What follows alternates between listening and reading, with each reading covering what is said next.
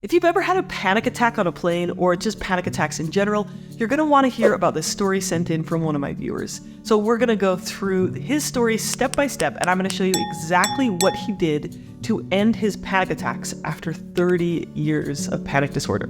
And by the end of this video, you'll have a blueprint you can follow to help calm your panic attacks.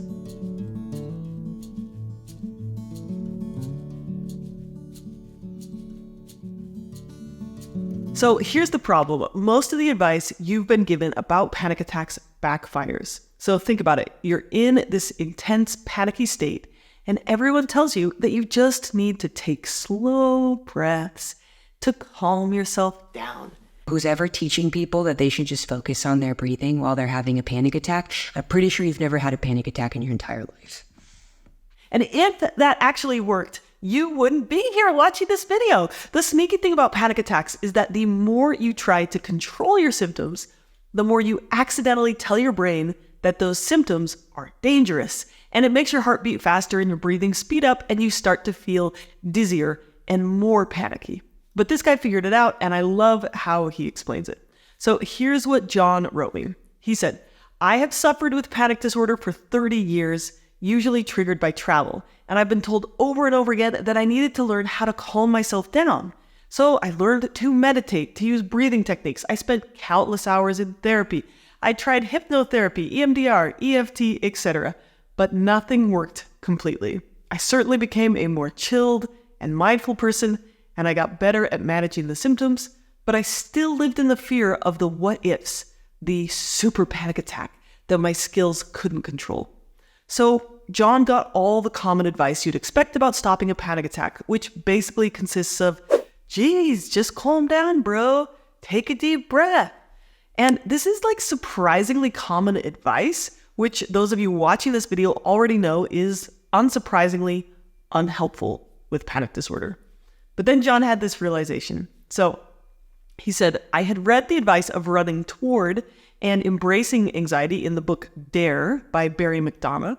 But now I realize I didn't get it at all. I was trying to embrace it by being Zen-like, by observing and letting the feelings move through me, but I was still giving the feelings ultimate control and treating them as something to endure. So 2 weeks ago, I was due to fly on a family holiday from the UK to Austria, and I was beside myself with anxiety. A fellow panic disorder sufferer even gave me some Valium, which I was planning to take as a last resort. But the day before we left, I stumbled across your video, and it finally clicked. Stop trying to calm yourself. Stop trying to distract yourself." So I wrote down my panic stories, and I gave them numbers. Okay, so let me explain what John is talking about by explaining what panic stories are. So panic stories are the stories, the lines that your brain starts telling you when you start to experience the physical symptoms of panic. So here's some examples. Let's say you're stressing over a deadline at work and you start to feel nervous in your body. And your panic story may sound like, oh, it would be awful if my anxiety took over, right? Or if you have a fear of spiders and you're staring at one right now and you notice your breathing is becoming quicker and more shallow. So your story might be, what if I pass out? Maybe you're trying to get healthy by starting to work out again and you notice that your heart is pounding. So your panic story might be, I'm having a heart attack. What if this is a heart attack? What if I die, right? And then another panic story is, oh, I have to make these feelings go away. I have to force myself to calm down. So these panic stories typically follow a pattern. There's the trigger, like from these examples, the work deadline or the spider or the workout. And then there's the physical symptoms. So the nervousness, the shallow breathing, the heart pounding. And then there are the panic stories, which are your brain trying to convince you that those sensations, those feelings in your body are dangerous and that you have to control your physical response. But trying to control your panic just makes your brain feel like you're in more danger, so it increases your anxiety. And that spiral fuels panic attacks. So the first skill is learning to recognize these thoughts as being stories and that they're not necessarily true. So going back to John's story, we know he gets triggered when he flies on a plane. When he's on the plane, he starts to experience physical symptoms of anxiety. And in the past, he's tried all kinds of strategies to calm down. But that fueled the panic attacks. So this time he tried something different. He said, I got on the plane, and as the door closed, the anxiety began to rise.